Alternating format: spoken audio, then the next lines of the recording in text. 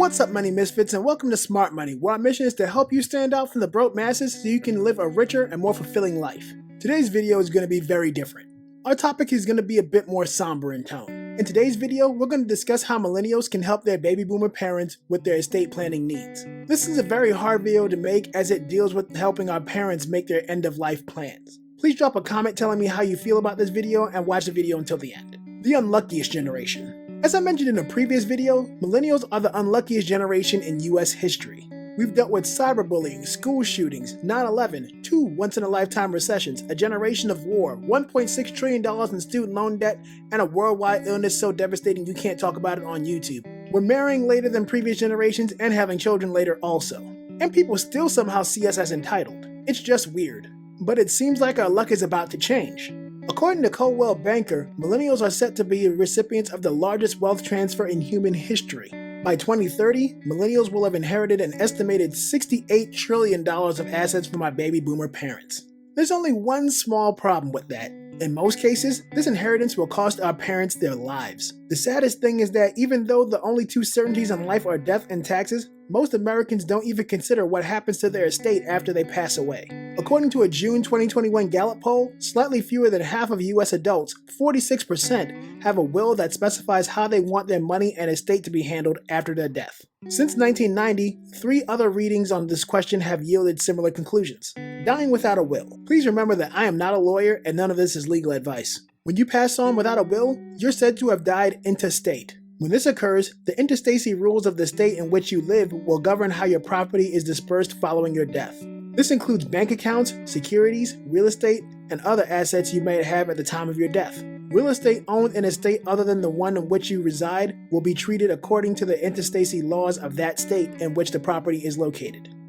The laws governing intestate succession differ significantly depending on whether you are single, married, or had children. In most situations, your estate is divided into equal shares dispersed to your heirs, who could include your surviving spouse, parents, siblings, aunts and uncles, nieces and nephews, and distant relatives. When no relatives can be discovered, the entire estate is usually given to the state. The good news is that the federal estate tax will not apply to the majority of Americans because the first $5.45 million of an estate is tax-free. The remaining will be taxed at rates of up to 40%.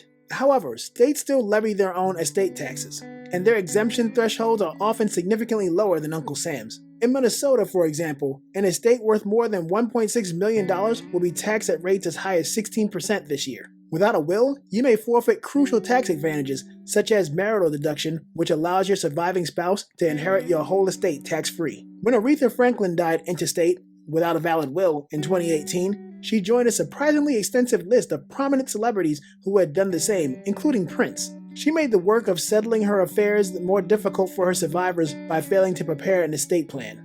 As millennials, we have advantages that our baby boomer parents are simply unaccustomed to. We have a wealth of information at our fingertips. The internet makes it easy for us to find out what we're supposed to do in a given situation, making us potentially more proactive than our baby boomer parents can hope to be. More than just a will. While your parents' estate may not be as huge or as complex as that of a famous musician, it's still critical for them to have a plan in place in case of their death. In many cases, your parents may not want to do this exercise alone, if at all. Do it with them. Move as slowly as they need to, but be sure to get the job done. Here are a few ways you can help your parents arrange their affairs. Number 1, inventory itemization. To begin, go through your parents' home with them, inside and out, and establish a list of all their valuable stuff.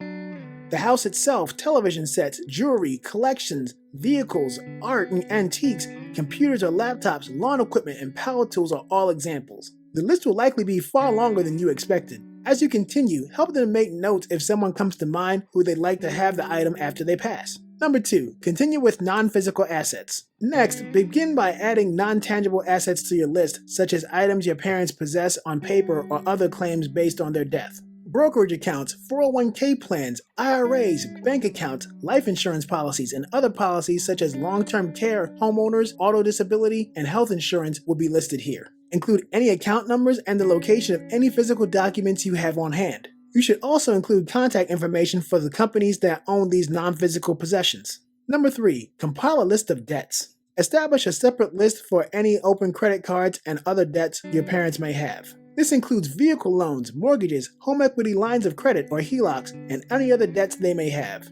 Add account numbers, the location of written agreements, and the contact information for companies that hold the debt once again. Include all of their credit cards, noting which ones they use frequently and which ones remain unused in a drawer somewhere. It's a good idea to run a free credit report at least once a year. This will reveal any credit cards that your parents may have forgotten about. Number 4, make a list of their memberships. Make a list of any groups your parents belong to, such as AARP, the American Legion, a veteran organization, a professional accreditation association, or a college alumni club. In some of these situations, these organizations may provide free accidental life insurance to their members, and beneficiaries may be entitled to receive benefits. Include any other philanthropic organizations that your parents are involved with. It's also a good idea for your parents to let their beneficiaries know which charitable organizations or causes are important to them and where they'd like their gifts to be made in their honor. Number 5, make multiple copies of your lists. When your lists are finished, have your parents date and sign them. Create at least 3 copies. The original should be provided to the executor of your parents' estate. More on that person later. The second copy should be provided to your surviving parent if married and kept in a safety deposit box. The parent creating the list should keep the last duplicate in a safe place for himself or herself. Number 6, examine your parents' retirement funds.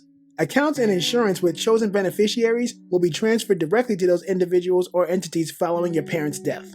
It makes no difference how they direct the distribution of these accounts or policies in their will or trust. Beneficiaries designated in the retirement account will take precedence. For a current list of beneficiary selections for each account, your parents should contact their employer's customer care team or plan administrator. Examine each of these accounts to ensure that the beneficiaries are up to date and exactly as they want. This is especially true if they are divorced or remarried. Number 7, maintain insurance. Life insurance and annuities, like retirement assets, will flow directly to beneficiaries. It's critical to contact all life insurance firms where your parents have policies to check that their beneficiaries are up to date and accurately recorded. Number 8, make transfer on death designations. Assets bequeathed in a will, as well as assets if someone dies intestate, frequently go through probate. This process, in which your assets are dispersed in accordance with the court's orders, can be costly and time-consuming. Every day, however, many accounts such as bank savings, CD accounts, and individual brokerage accounts are probated unnecessarily. If your parents own these accounts, they can be set up or altered with a transfer on death (TOD) designation, which allows beneficiaries to receive assets without having to go through the probate procedure. Set this up on your parents' accounts with their custodian or bank. Number 9, appoint a trusted estate administrator. When your parents pass on, their estate administrator or executor will be in charge of carrying out their wishes. It is critical that they choose someone who is responsible and in a decent mental state to make decisions for them. Parents should automatically assume that their spouse is the best option. Consider how the emotions associated with their death will influence the person's decision-making skills. Consider other qualified people if you anticipate a problem. Number 10, make a will. Every adult over the age of 18 should have a will. It's the rule book for the division of your possessions, and it has the potential to avert squabbles among your successors. A will can also name a guardian for your minor children and specify who will look after your pets. You can also give assets to charitable organizations in your will. Wills are relatively inexpensive estate planning documents to draft. Depending on the complexity of your assets and your geographic location, many attorneys can help you draft a will for less than $1,000. Your parents can also create their own will using online services or other software products. Ensure your parents sign and date their will in the presence of 2 unrelated witnesses who should also sign the document and have it notarized. Finally, ensure that others are aware of the document's location so that they can access it when needed. Number 11, have your parents review their documents regularly. At least once every 2 years, and after any big life-changing events such as marriage, divorce,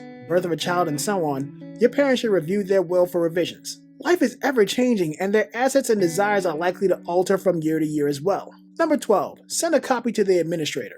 Once your parents' will has been finalized, signed, and witnessed and notarized, make sure their estate administrator has a copy. If the original is not stored in their home, for example at your attorney's office, keep a copy in a safe place at home. Keep in mind that while you can have duplicates, only the original will, the wet signature document in the estate planning parlance, can be probated. Number 13, consult with an estate attorney and/or financial advisor. While you may believe you've covered all your bases, it's a smart idea for your parents to talk with a professional on a comprehensive investing and insurance plan. Remember, I am not a lawyer or a financial professional. And if it's been a while, your parents might want to reconsider their strategy. Their needs may alter as they become older, such as determining whether they need long-term care insurance and protecting their estate from high tax payment or lengthy court processes. Professionals will also be aware of any changes in legislation or income or estate tax regulations that may have an influence on your bequests. Number 14, make your parents' finances easier. It's very probable that your parents still have several separate 401k retirement plans with previous companies,